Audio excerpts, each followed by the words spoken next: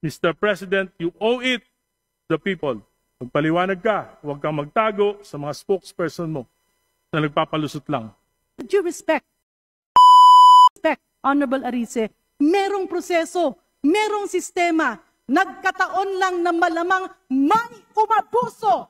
At yung pag-abuso na yon ay hindi mo pwedeng ituro sa kahit sino na walang preba. If we want to reform the system, let us reform the system through a transparent budget process. Huwag yung turo dito, turo doon kasi gulong-gulo na ang Pilipinas. Gulong-gulo na ang mga tao. Let's base our comments, our statements on facts. Kaya balikan natin.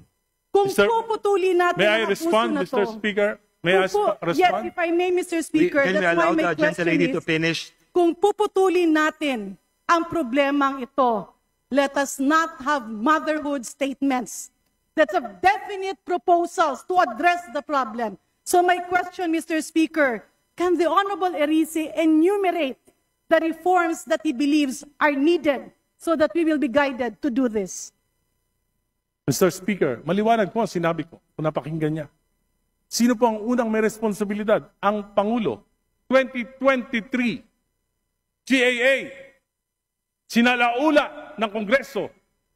Pinawasan ang pondo niya ng halos 300 bilyon. Hindi nangyari yan sa kasaysayan ng mga naging Pangulo sa Pilipinas. Pinabayaan niya, hindi siya kumibo. Yung kabinete niya, hindi kumibo. Specific yon. 2024, binawasan, sinalaula ng Kongresong ito, 500 billion. Binawasan ng President's budget, hindi kumibo ang Presidente, hindi kumibo ang ating mga kabinete.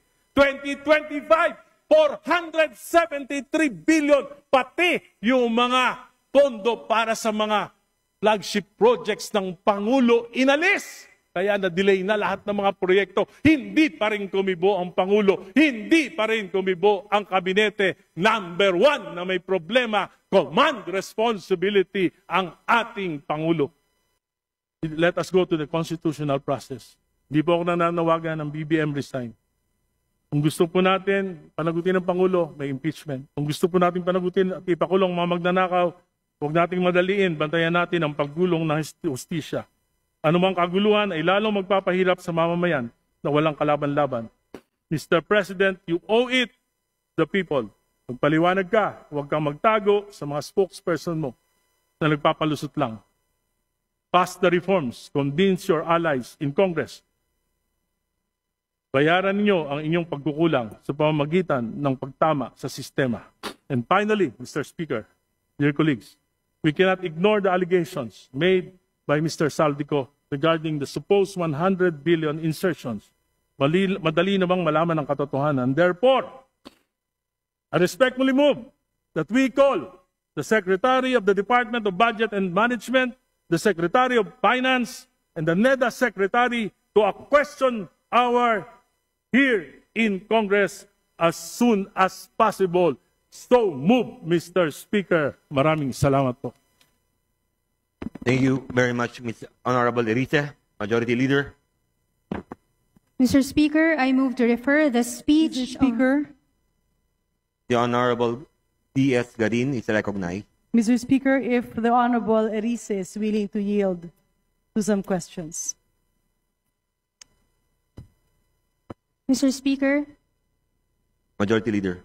I move to extend the privilege hour to allow the interpellation of our Representative Garin and to also for other members of our House who have expressed interest in availing of the privilege hour, Mr. Speaker. There is an objection? Chair hears none. Motion is carried. Thank you, Mr. Speaker. Thank you, Madam Majority Leader. Mr. Speaker, kanina narinig ko yung katapusan ng speech ng ating kasamahan, si Congressman Erice, when he mentioned yung mga spokesperson ay nagpapalusot lang. Can he expound on the specifics of this crucial allegation? Well, Mr. Speaker,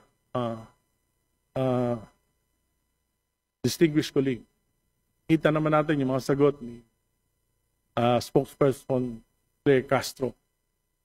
Kung naririnig po siya, Kuminsan po, parang na-imagine ko, pag galit na galit sa akin yung asawa ko, ayaw ko na marinig yung mga susunod pang sasabihin. Sapagkat, bukod sa acerbic, nililigaw po. At instead na magkaroon ng clarity sa mga tanong, ay ibinabalik lang po sa ibang mga issue.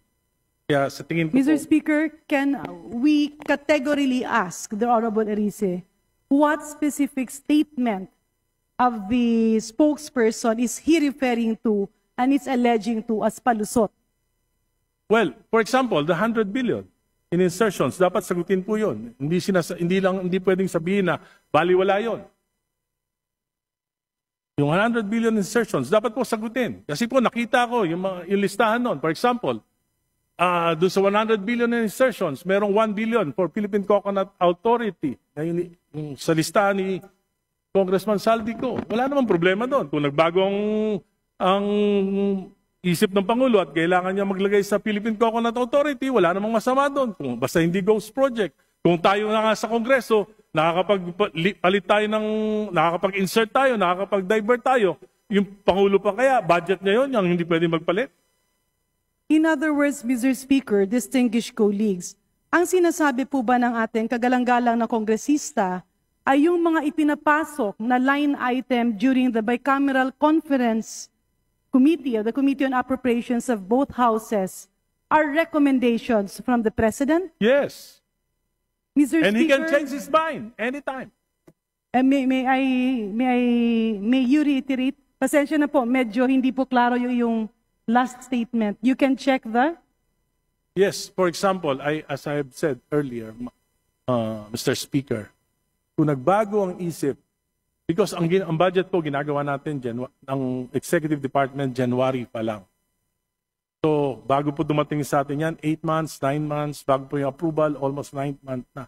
Maraming mga exigency ang serbisyo na pwedeng magbago ang isip ng Pangulo, na pwedeng siya mismo ang magrekomenda ng pagbabago ng budget. And Ang wala ibig pong masama sabihin- dyan. At for example nga, binibigyan ko na kayo ng specific example, at madaling malaman yan kung Pangulo nga o hindi ang nagpabago niyan. Patawag lang natin yung administrator ng Philippine Coconut Authority, tanong natin saan galing yung 1 billion na insertion. Hindi po ba Malalaman natin ang nararapat, katotohanan. hindi po ba nararapat, Mr. Speaker, distinguished colleagues, na ang dapat nating tanungin ay ang miyembro ng Bicameral Conference Committee dahil ito naman ang naging proponent doon sa mga alleged insertions. Ang sa akin lang, Mr. Speaker, distinguished colleagues, is orient me, my distinguished colleague, Honorable Erice, paano po ba ang nagiging sistema ng budget process? Kasi sa pagkakaintindi ko, ang budget call starts during the month of March, where all cabinets present, defend their budget. It reaches the cabinet sometime in April, and after that, it goes through the series of vetting, after which it is transmitted to the House, both houses, Congress and Senate, for deliberation after the State of the Nation address. Pagkatapos po doon ay nagiging GAB, nagiging GAA, pero doon po merong prosesong first reading, second reading, third reading, bicameral conference committee meetings, at nagkakaroon na nga ng pinal na bersyon kung saan pinipirmahan ito ng presidente bilang pagsang-ayon doon sa ginawa na ng both houses after deliberation. Tanong, Mr. Speaker, nagbago po ba ang prosesong ito? At kailan po ito nagbago? Noong 19 Congress po, Mr. Speaker, nagbago po dahil napaka-super majority ang ating Kongreso. Alin po At ang napakamalakas specific... po. Nung nakaraan po, wala po ako, nandun po kayo. Nung nakaraang 19 Congress, naroon po, Mr. Speaker, si Congresswoman Garin. Ako po, wala nung 19 Congress. Pero alam po natin na napakalakas po ng Committee on Appropriations Chairman noon na si Congressman Saldico. Palagay ko po, hindi ganon, hindi mangyayari ito sa ating national budget. So ang naging problema, Mr. Speaker, ay ang naging kinatawan or head ng Committee on Appropriations, pero hindi na bago ang proseso ng pag-a-approve ng budget. Is that what I'm getting? May mga pagbabago po dahil Alin meron po ang maging- specific na pagbabago, Mr. Speaker? For example sa po, budget yung- process. Sa aking pagkakalam, yung small committee, hindi na po nalalaman ng mga miyembro ng kinatawan yung mismong inaaprobahan at pinapasa sa Senado. So Pangalawa dito sa mga pagbabago, meron pa po. sa dito Bukod sa po doon- pagbabago, Honorable Erice, nakasaad ba dito na yung presidente ay nagbibigay ng proposal during the Bicameral Conference Committee meeting? Hindi po natin alam yan. Sila lang po nakakaalam. And this nga is precisely my kaya nga po point. nagtatago na sila lahat. This is Lahat sila, wala precisely na rin my alam. point, Mr. Speaker, distinguished colleagues. Managot ang dapat managot. Kung That's- sino man ang lumait at nanggulo ng proseso ay dapat managot. But we can't muddle the issue by finger pointing and saying na ito si Juan, ito si Maria, ito si ganito ang nagpasok. Mas lalong nagiging magulo ang sistema. Ang katotohanan, Mr. Speaker, with due respect, Honorable Arice, merong proseso, merong sistema, nagkataon lang na malamang may umabuso. At yung pag-abuso na yon ay hindi mo pwedeng ituro sa kahit sino na walang preba.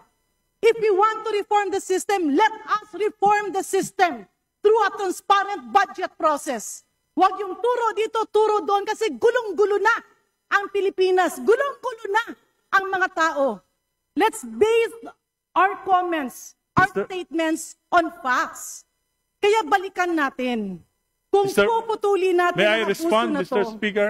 May I respond? Yes, if I may, Mr. Speaker, Can we that's why allow my the gentle question lady is, to finish? kung puputulin natin ang problemang ito, let us not have motherhood statements. Let's have definite proposals to address the problem. So my question, Mr. Speaker, can the Honorable Erice enumerate the reforms that he believes are needed so that we will be guided to do this? Mr. Speaker, maliwanag po ang sinabi ko kung napakinggan niya. Sino po ang unang may responsibilidad? Ang Pangulo. 2023, GAA, sinalaula ng Kongreso. Binawasan ang pondo niya ng halos 300 bilyon. Hindi nangyari yan sa kasaysayan ng mga naging Pangulo sa Pilipinas. Pinabayaan niya, hindi siya kumibo. Yung kabinete niya, hindi kumibo. Specific yon. 2024, binawasan, sinalaula ng Kongresong ito, 500 billion. Binawasan ng President's budget, hindi kumibo ang Presidente, hindi kumibo ang ating mga kabinete. 2025, 473 billion, pati yung mga pondo para sa mga flagship projects ng Pangulo inalis. Kaya na-delay na lahat ng mga proyekto. Hindi pa rin kumibo ang Pangulo. Hindi pa rin kumibo ang kabinete. Number one na may problema, command responsibility ang ating Pangulo. Very specific yan. Pangalawa, pinsan ng Presidente. Ang ating speaker noon, si Speaker Romualdez. Hindi ba sila nag-uusap?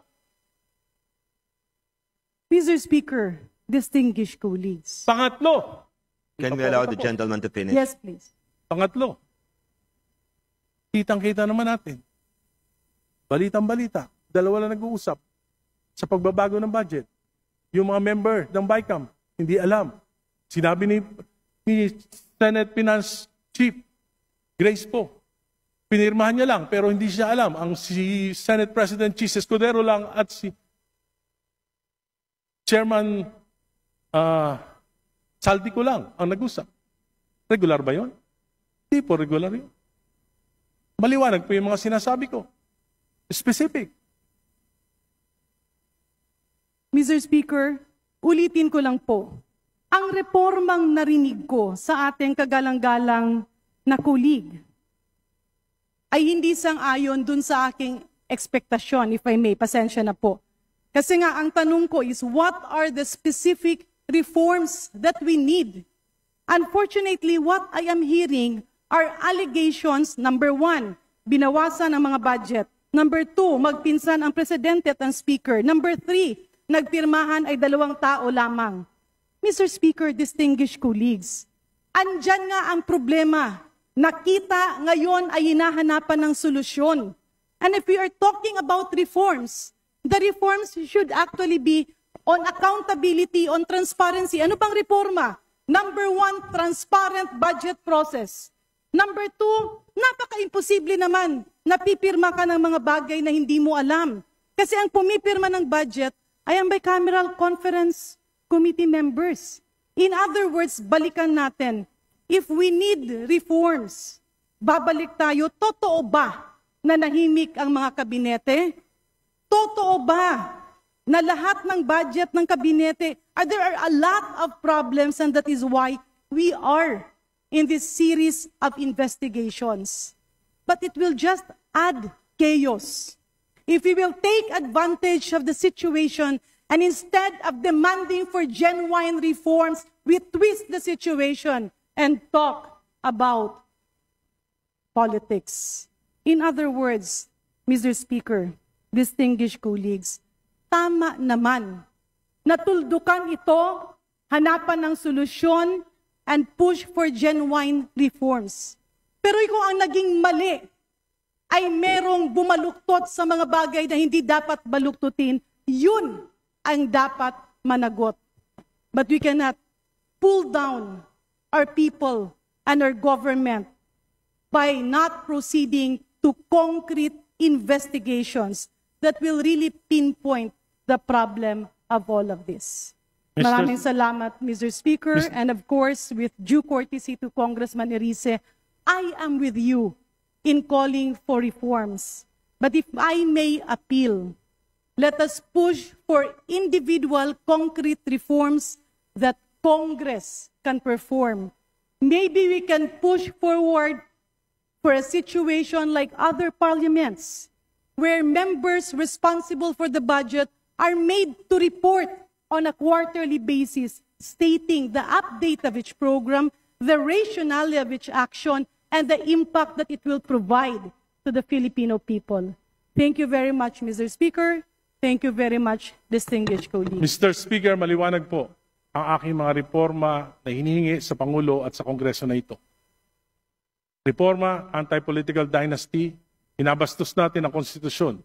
Ayaw natin magpasa ang anti-political dynasty bill o law sapagkat against our interests kahit na ang kahulugan nito ay hindi pagrespeto sa konstitusyon. At alam ko po na ang isa sa dahilan ng korupsyon, yung papataba ng mga political dynasties. Pangalawa, alam ko po, balimbingan, walang prinsipyo, pagpalit ng partido kung saan makikinabang, yan po ang pangalawang dahilan ng korupsyon. Pangatlo, campaign finance reform, hindi naman po makatwira na yung paggastos, kaya po bumabawi sa korupsyon. Pang-apat, hinihingi natin, empower natin yung ICI para maimbestigahan yung korupsyon. Maliwanag po yung mga hinihingi ko na reforma. Kung sincere ang gobyerno, gagawin nila ito. Pero kung gusto business as usual, baka sakaling makalimutan ng tao, hindi gagalaw ang gobyerno. At ang hinihingi ko po, hindi extra-constitutional. Hindi ko pinagre-resign si BBM. Ang sinasabi ko po, within the framework of the Constitution, we should initiate reform para naman sa bayan, wag naman para sa sarili na lamang. Salamat po.